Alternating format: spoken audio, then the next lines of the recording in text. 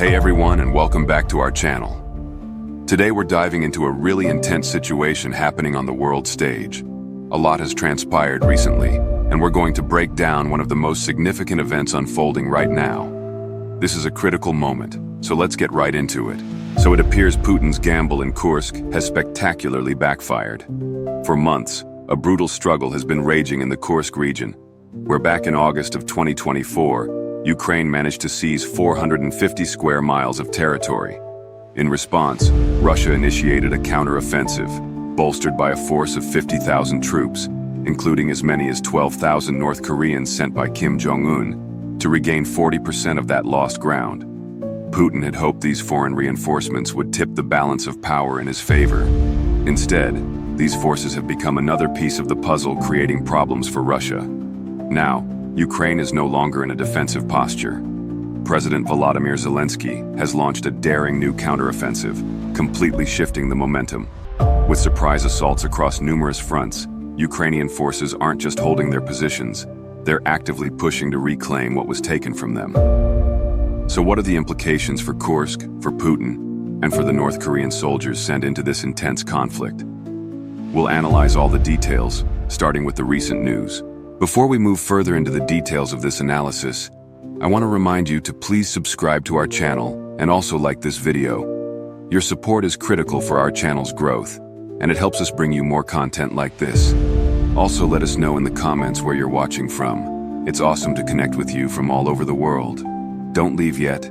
Stay till the end, because the most important conclusions are waiting for you. On January 6th, CNN reported that Ukraine had spent the prior day initiating a series of counteroffensive attacks targeting Russian positions in Kursk. Andriy Kovalenko, the head of Ukraine's Center for Countering Disinformation, also confirmed this news. He told CNN that Ukraine was launching unexpected attacks throughout the border region. Similar to their initial invasion of Kursk in August of 2024, Ukraine was anticipating that this element of surprise would catch the Russian forces so unaware that they would be compelled to give up territory. This tactic appears to be producing results.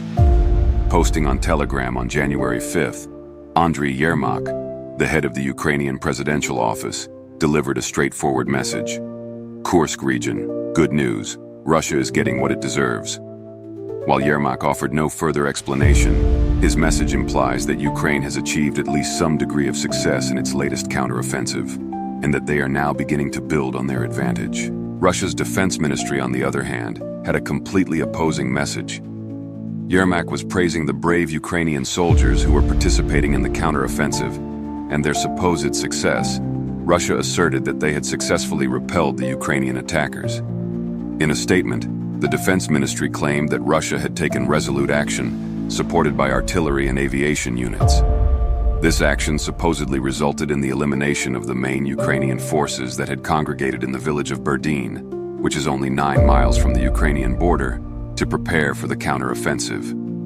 The ministry also stated that Russia had prevented the Ukrainian armed forces from breaking through, suggesting that Yermak's telegram post was a fabrication. So, the big question is, who is telling the truth? At this point in time, it's really hard to say. CNN mentioned that they were unable to verify any of the battlefield reports regarding Ukraine's new counteroffensive at that specific moment. However, we might gain better insight from some of the Russian blogs that have been posting about the attacks. CNN reports that a number of these blogs did indeed acknowledge the fighting that took place on January 5th, and claimed that Ukraine's forces were advancing north to enter Berdyn. One of the blogs even said that Ukraine had thrown reserves into the new Kursk counteroffensive.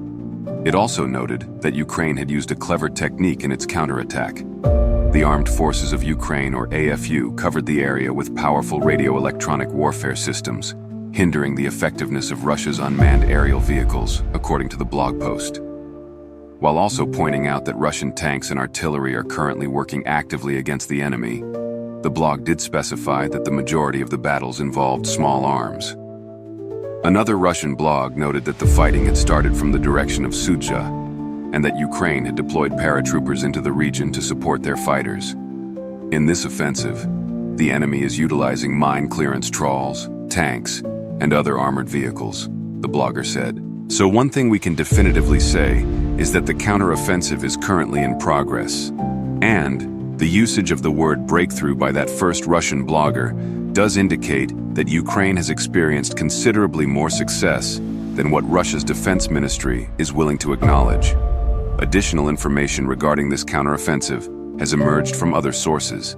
The Guardian's report on Ukraine's attacks also included visuals of armored columns making their way across snow-covered terrain toward a village called Bolsho-Soldatsko. Situated just northeast of Sudzha, this village seems to be a secondary target for Ukraine, indicating that they have initiated their counteroffensive on numerous fronts. This suggestion was more or less confirmed by the Ukrainian General Staff, who assert that 42 combat engagements took place on January 5th, with 12 of those engagements continuing into the following day. The Guardian also mentioned unconfirmed reports that Ukrainian soldiers have entered Berdyn, along with making their way into another small town known as Novosotnitsky. In addition, the Guardian also verified that Ukraine had used electronic countermeasures to take down Russian drones, and that it had active sappers in the Kursk region removing Russian mines. These are certainly not the kind of reports we would expect if Russia's defense ministry claims of repelling the Ukrainian counteroffensive were actually true, and Ukraine is intensifying the pressure. In the Kursk region, the Russians are deeply concerned, claimed Andriy Kovalenko on January 5th. They were attacked on multiple fronts, which came as a surprise to them. This is definitely not a single attack near Berdyn, which Russia is trying to minimize the counteroffensive into. Ukraine is attacking in many different locations, with fighting ongoing in many of them, and potential successful reclamation of territory in other areas. Furthermore, it seems that Ukraine might be using British-made weapons in its counteroffensive. In its report about the Ukrainian counteroffensive, The Telegraph noted that reports coming in from various military bloggers seemed to indicate that the fighting was both fierce and, at times, a bit chaotic. These bloggers claim that, amongst the armored columns that Ukraine was sending into its assaults, were British Challenger 2 tanks. The Telegraph was unable to verify these reports. However, if they are accurate, Russia now has a serious piece of equipment that they have to contend with.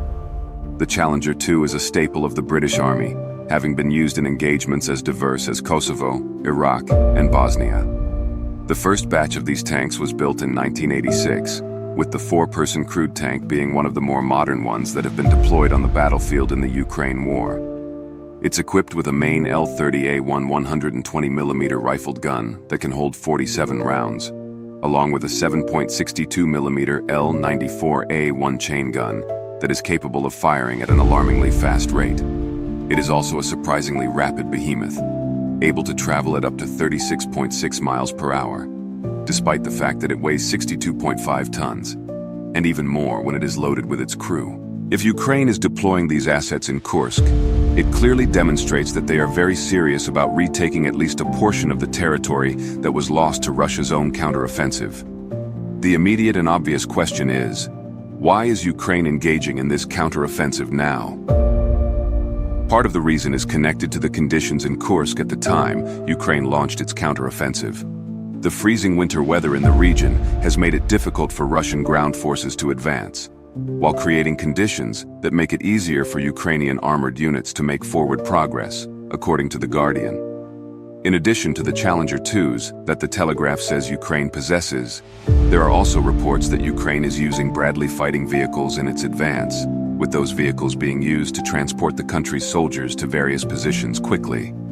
Compare that to Russia, which has been sending its infantry and North Korean troops to attack Ukrainian positions on foot, and it is clear to see a significant agility advantage for Ukraine. It is launching its counteroffensive at this time because it knows that a large number of Russia's troops are stuck in snow and ice, making it more difficult for them to respond. Speaking about Russia's North Korean troops and the Ukrainian advantage, another factor that influences Ukraine's choice to launch a counterattack at this time is Russia's casualty rate in Kursk. Our mention of Russia sending their soldiers to attack Ukraine on foot hints at the tactic that Putin has used throughout his Kursk counteroffensive up until this point. And it's the same tactic that he's using inside Ukraine, which is sending wave after wave of cannon fodder at Ukrainian fortifications with the hope of depleting the enemy's resources. These assaults have produced the outcomes that everyone was expecting. Ukraine asserts that in the 5 months between its initial Kursk invasion and the current counteroffensive, it has inflicted 38,000 casualties on Russia's forces. Approximately 15,000 Russian troops have been killed in battle, with another 23,000 being injured. As if engaged in a childish game of tit for tat, Russia also published figures in order to try and top the figures released by Ukraine, claiming to have caused 49,010 troop casualties in Kursk during the exact same period. No details were provided concerning those who are dead versus those who are wounded, and it appears to be a surprisingly high number, particularly given how frequently Russia tries to minimize the numbers when it comes to the amount of Ukrainians that are currently in Kursk. Russia is also experiencing significant losses in the number of soldiers that they have received from North Korean President Kim Jong-un as part of its collective defense treaty with its Asian ally. As we mentioned earlier, Kim sent as many as 12,000 of his soldiers, with many being reputed to be part of North Korea's elite storm corps, to Russia in October of 2024. Zelensky reaffirmed this figure during a January of 2025 appearance on Lex Fridman's podcast, while adding that Ukraine has killed or wounded 3,800 North Korean soldiers. This equates to roughly a third of the whole contingent that Kim has sent over, which indicates that Ukraine has achieved a lot of success against Putin's main ally. In fact, according to Zelensky, the 2 days leading up to January 4th saw Ukraine eliminate an entire battalion that was primarily composed of North Korean troops, suggesting that Kim's soldiers are suffering casualties thick and fast. So why does all of this matter in the context of Ukraine's Kursk counteroffensive? Ultimately, it all boils down to numbers. Ukraine has been whittling away at the 50,000-strong force that Putin sent into Kursk to try and reclaim the territory. This valiant defense has resulted in a weakened Russia. With fewer troops with which to launch attacks, it's possible that Russian pressure is declining, which has opened the door for Ukraine to initiate counterattacks. There are now gaps in the Russian front lines, or at least in areas where there are more scattered troops compared to those with rigid defenses. Ukraine has probably pinpointed where Russia is at its weakest based on its casualty rate, and then used that information to hit Putin where it hurts the most. Where Russia's leader would have hoped that his human wave approach would break down Ukraine's defenses, he has instead weakened his own to give his enemy more opportunities. Ukraine has taken advantage of these opportunities, and it now appears to be advancing into a number of the small villages and towns that it had previously lost to Russia's initial Kursk push. But there's even more to this equation. Ukraine is also keeping a close eye on a significant event that is scheduled to take place in the middle of January, which is the ascension of President-elect Donald Trump to the White House. Trump was also a topic of conversation that Zelensky had with Fridman. Ukraine's leader highlighted that Trump's security guarantees could potentially result in the end of the Ukraine war, but only if Trump follows through on his promises. Zelensky also suggested that Trump seems to have enough influence over Putin to at least be able to force a ceasefire to the Russian leader's special military operation. For his part, Trump has stated that he would end the war within days of taking office, and his much talked about, but rather vague peace plan is likely to be the biggest card that America's incoming president has at his disposal. Zelensky understands this. He told Fridman that, "Trump and I will come to an agreement and will offer strong security guarantees, together with Europe, and then we can talk to the Russians." Whether Ukraine's leader actually believes this is debatable. After all, on December 30th, he told French President Emmanuel Macron that Ukraine needs to be realistic about the territorial issues it is facing, and that there will be no quick and easy resolution to the war. The phrase territorial issues is key in relation to Ukraine's most recent counteroffensive. There are numerous theories regarding what Trump's plan will actually look like. However, one of the most popular theories involves establishing a large demilitarized zone that stretches across the 745-mile front line of the Ukraine war. That zone would be patrolled by European troops, with Polish, German, British, and French soldiers having all been suggested. The US would take a hands-off approach. Both Ukraine and Russia would have to agree to the conditions of a ceasefire, with the zone preventing each side from attacking the other. From this point, peace plans would begin, with negotiations likely to revolve around the territory that each country has. Russia currently holds around a fifth of Ukraine, with the majority of that territory being situated in the south and east. Putin's push in Donetsk, which we will discuss more about later, could cause Russia to gain even more territory by the time that Trump comes into power. As for Ukraine, it has Kursk as leverage that it can use to reclaim a portion of the territory that Russia has taken over during Putin's special military operation. So, another reason for Ukraine's Kursk counteroffensive becomes clear. For as many troops that Putin has lost in his effort to retake Kursk, he is at least experiencing some success. We stated earlier that Russia has already retaken about 40% of what it had lost to Ukraine's August of 2024 invasion. Ukraine's counteroffensive is an attempt to retake at least a portion of that lost territory, so that it has the most leverage possible if and when Trump brings it to the negotiating table with Russia. And Kursk is very valuable for Putin. Though it is small in the context of how much territory that Russia has snatched from Ukraine, Kursk still represents the first time that Russia has been successfully invaded since World War II. Allowing it to remain in Ukrainian hands, even if it means trading Kursk for a much greater amount of territory inside Ukraine, would be a huge embarrassment for Putin. It is entirely possible that he would be willing to trade more of Ukraine than he is getting in return in order to soothe his humiliation. Zelensky will be banking on that, which is one of the reasons that we are now seeing Ukraine push to retake territory in Kursk. He's creating pressure for Putin. And this brings us to yet another reason why Ukraine has chosen to counterattack in Kursk at this time. Robert Clark, a fellow of the American think tank the Yorktown Institute, affirms that Ukraine plans to use any territory that it has in Kursk as a bargaining chip later on. However, he also notes that Putin has attached a great deal of his reputation amongst his own people to the success or failure of Russia's present efforts in Kursk. According to Clark, Ukraine's latest move will mean a great deal more to Putin than it will to Trump in the context of peace talks. Throughout the Christmas period, Putin has told the Russian people that he will return all of Kursk to Russia. So, the ability for Putin to genuinely maintain control of Kursk is going to be far more important to him and to Russia than it will be to President Trump moving forward. Once again, it's that humiliation aspect we talked about earlier. Putin is being pressured by his own people, and possibly by forces in the Kremlin that have taken the situation in Kursk as a sign of his weakness, thanks to what Ukraine is currently doing. The reclamation of the Russian land lost becomes significantly more challenging when Ukraine is actively retaking territory, and at the same time, also defending what it still has in its possession. Alex Cadier, an international correspondent for Times Radio, agrees. He states that Ukraine's counteroffensive is going against the narrative of the last few months, in which Russia has been slowly retaking territory in Kursk. And again, that is creating pressure for Putin. It demonstrates to him that even with the massive manpower advantage that they have courtesy of the North Korean troops, the Ukrainian forces still have the capacity to punch back. And these serious punches will pile even more pressure onto Putin, Cadier claims. Cadier adds that it's definitely significant in terms of the amount of resources that have been put into it. But also, this will have very serious diplomatic consequences if and when these ceasefire talks take place. So it appears that things have worked out well for Ukraine. The winter conditions gave it the mobility advantage that it required to launch the counteroffensive in the first place.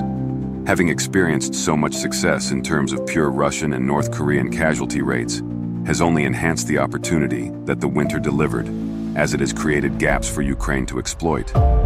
And with Donald Trump soon to become president, Ukraine is taking advantage of every single chance to seize territory and pile pressure onto an already weakened Putin, both domestically and in terms of upcoming peace talks. There's also the matter of Donetsk to consider. While all of this fighting in Kursk is taking place, Russia is pushing hard to claim as much territory as possible in Ukraine's east. Russia is advancing through that region at the fastest rate it's managed in terms of territorial acquisition since February of 2022 and the initial invasion. Putin's troops are on the verge of flanking the Donetsk city of Pokrovsk and have also forced the abandonment of key Ukrainian defensive positions. These positions include an underground stronghold in a ruined thermal power plant that Ukraine has spent the majority of the war defending. These advances won't have gone unnoticed by Zelensky. In fact, a number of commentators have even criticized Ukraine's actions in Kursk, and this criticism is likely to become more intense in the aftermath of the counteroffensive. Critics suggest that Ukraine would be better off committing the troops that it has stationed in Kursk to the Donetsk defense, which would slow down the Russian advance. Oleksandr Syrsky, The Ukrainian military's commander-in-chief claims otherwise. He asserts that the entire Kursk operation has forced Russia to divert troops that it would have sent to Donetsk. By launching this counteroffensive in Kursk, Ukraine hopes to keep those troops committed and possibly push Moscow into diverting more, so that it can slow the rate of losses in Donetsk while it retakes chunks of Kursk. The big question now is, will Ukraine's Kursk counteroffensive ultimately succeed? It's a little too early to be able to tell, given that the operation is still ongoing. However, Ukraine does have a history of unsuccessful counteroffensives during Putin's special military operation. In the summer of 2023, Ukraine attempted a counteroffensive in southern and eastern Ukraine in order to take back land that was seized during the initial invasion. This counteroffensive stalled out, meaning that Ukraine failed in its attempts to sever the connection between Russian-controlled Crimea and the Ukrainian mainland. So could this counteroffensive in Kursk potentially suffer the exact same fate? It's entirely possible, although the conditions are very different this time. In the summer of 2023, Ukraine spent a number of months building up the forces and the weaponry that it needed to be able to launch its counteroffensive. That gave Russia a lot of time to prepare, enabling Putin's forces to create layered defenses along the front line. Trenches and mines were laid in strategic areas, all of which slowed the Ukrainian attack down significantly, and therefore allowed Russia to mostly defend its captured territory. This is not what is happening during Ukraine's Kursk counteroffensive. Ukraine launched surprise assaults this time around. It is still targeting multiple points along the front line, just as it did in the summer of 2023, but it is doing so without allowing the Russian forces an opportunity to prepare. Ukraine is also attacking at a time when Russia is also in mid-attack, again, eliminating the defensive mindset that allowed Putin's forces to successfully repel the counteroffensive that took place during the summer of 2023. It is also possible that the present Kursk counteroffensive could actually be diversionary. The BBC reports that a handful of Russian military bloggers have speculated as much. One of these bloggers, Yuri Podolyaka, is suggesting that Ukraine's current attacks could actually be diverting Russia away from a larger attack to come. Alexander Kots, who is another Russian blogger, seems to agree with this theory, claiming that a main attack could potentially be launched somewhere else, while Russia is preoccupied with Ukraine's smaller attacks. So is it possible that Ukraine has something much larger lined up for Russia? If this is the case, it casts Russia's claims of having quelled at least some of the portions of the Ukrainian counteroffensive in a completely new light. Perhaps Russia was actually meant to have deflected those smaller attacks. Ukraine may be poking the bear, inflicting casualties along the way, as it prepares for a much heavier push against a weakening Russia in Kursk. That all remains to be seen at this time. And with that, we've come to the end of today's episode. Before we wrap up, it's crucial to highlight the key takeaways and implications of this unfolding situation. Pause for dramatic effect.